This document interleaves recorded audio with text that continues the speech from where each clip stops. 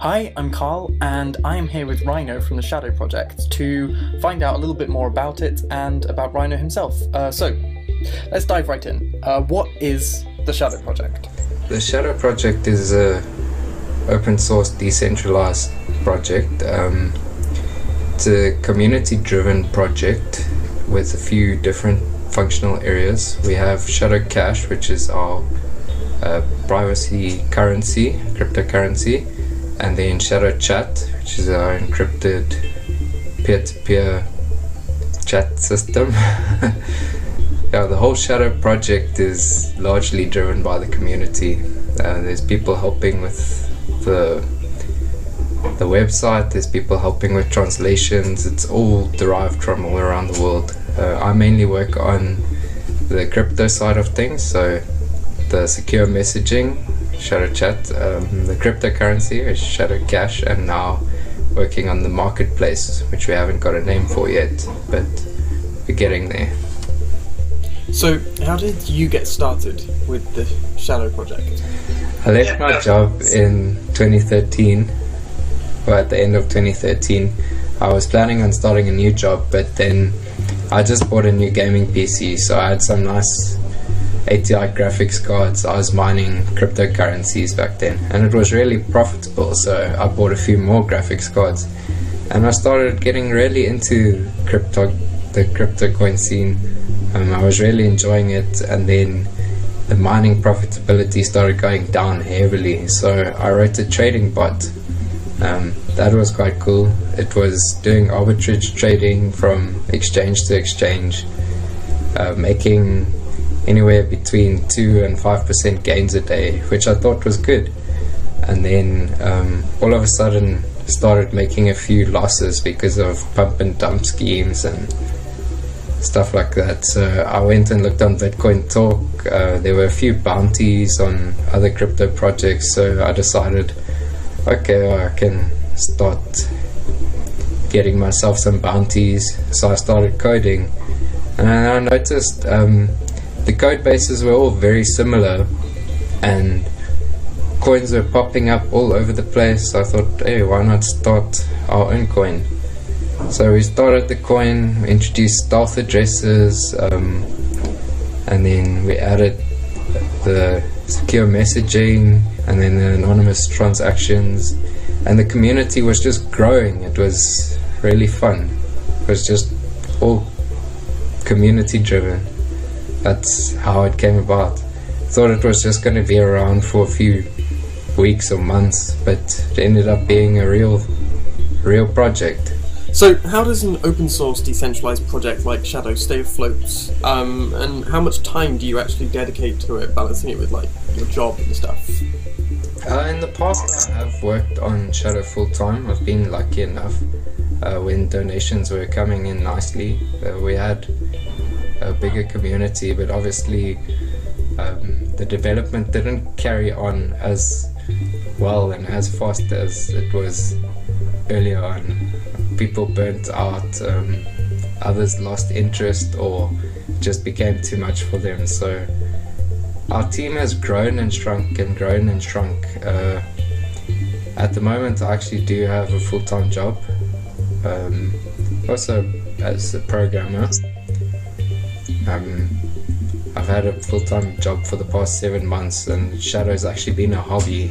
It's actually a lot better that way. I seem to enjoy it a lot more, and I'm more passionate about it because it doesn't feel like work. It feels like something I want to do. I'm contributing to it. It's not something I have to do.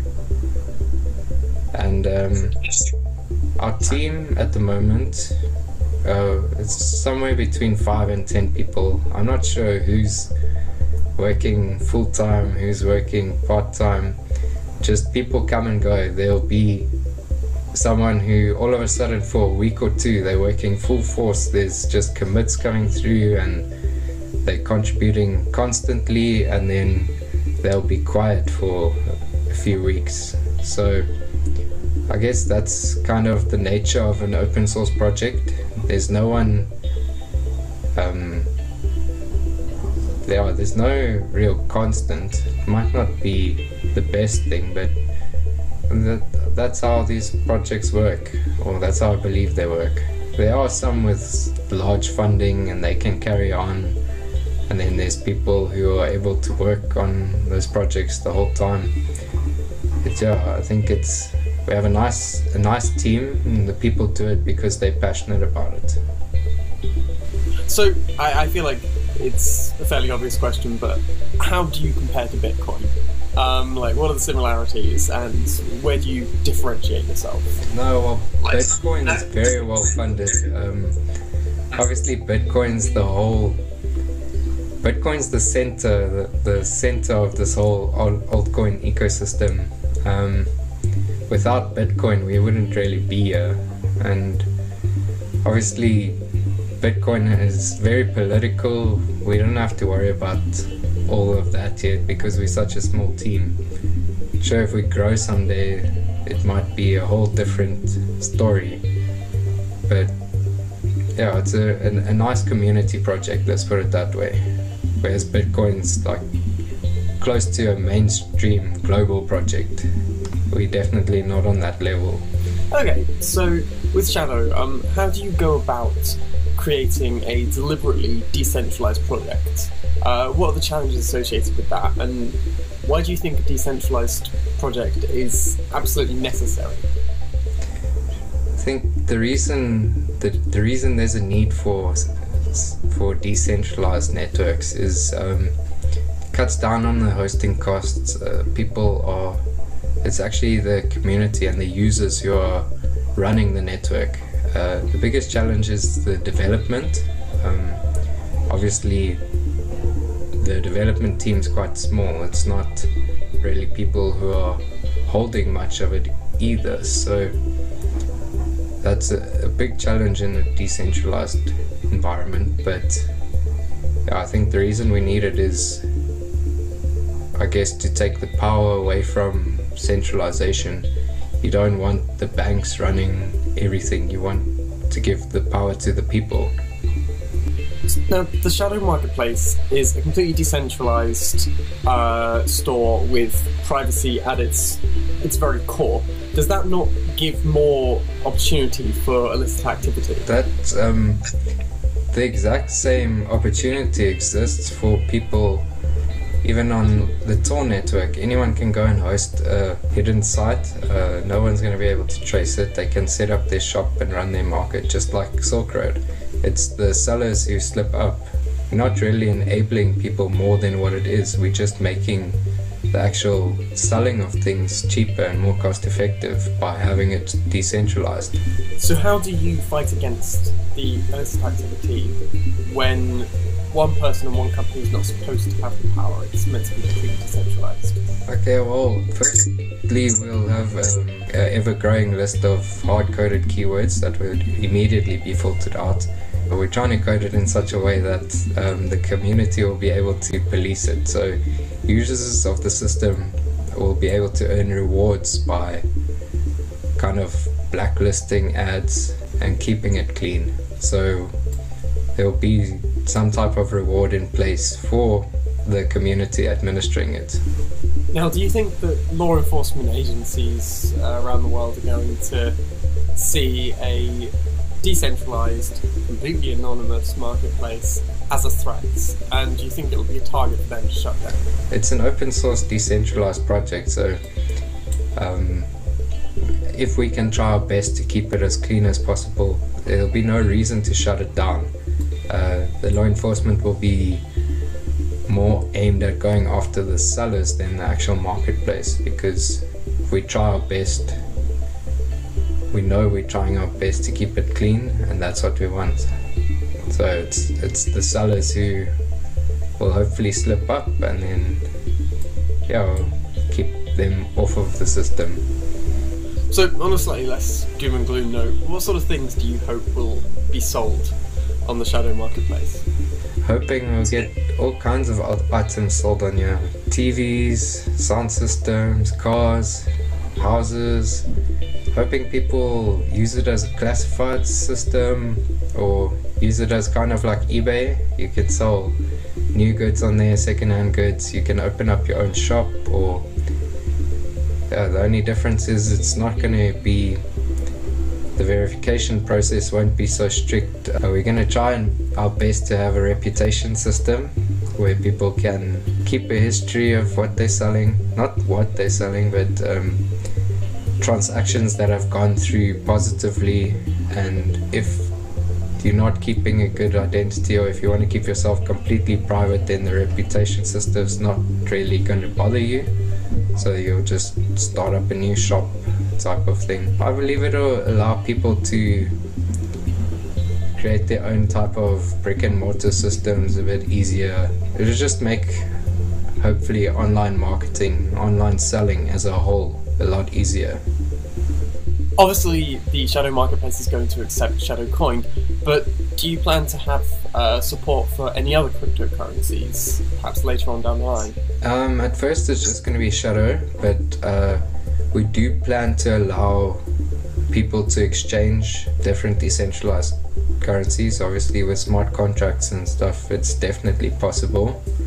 So I guess in the end, if we do it right, there will be the ability to use more than one currency. But yeah, initially it'll just be Shadow.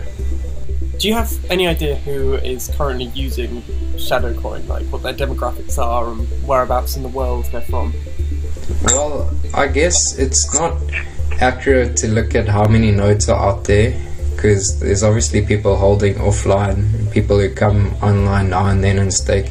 But the kind of demographics that we do have is people in their 20s to 30s. I think more than half of it's Americans, and quite a few people in England, and then Europe, Netherlands, Belgium, France. I would say very few South Africans, me being one. And I don't know if it's really people who are using it who want to use it for privacy. I think it's people who are using it at the moment just believe, I don't know, they believe that there's something bigger coming with it, but yeah. One final question. What are your hopes for the Shadow Project's future overall? You know, how you want Shadow Coins to develop, the market to develop, and, you know, any other areas you'd like to go into? Well, I do hope that we grow. I hope that there'll be more people using it and that we have some real world use cases. But I don't believe that it's the type of project that would be considered mainstream. It's more for enthusiasts, and because it's such a privacy related project, it's definitely more aimed at your people who want their privacy. We definitely want to add some payment processing functionality to make it easier for people to add that to their websites and to accept Shadow at their shops. We're hoping to get onto some crypto ATMs. There's already been some contributions towards ATM software by some of our community members. We hope to get our mobile network going, so that people can use it wherever they go. Don't just want it to be what it is now. We definitely need to grow. We need to get some traction out there in the world. Probably not mainstream, but we want to be more popular, definitely. Want to see Shadow being used in a lot more countries, and definitely want it to be more accessible.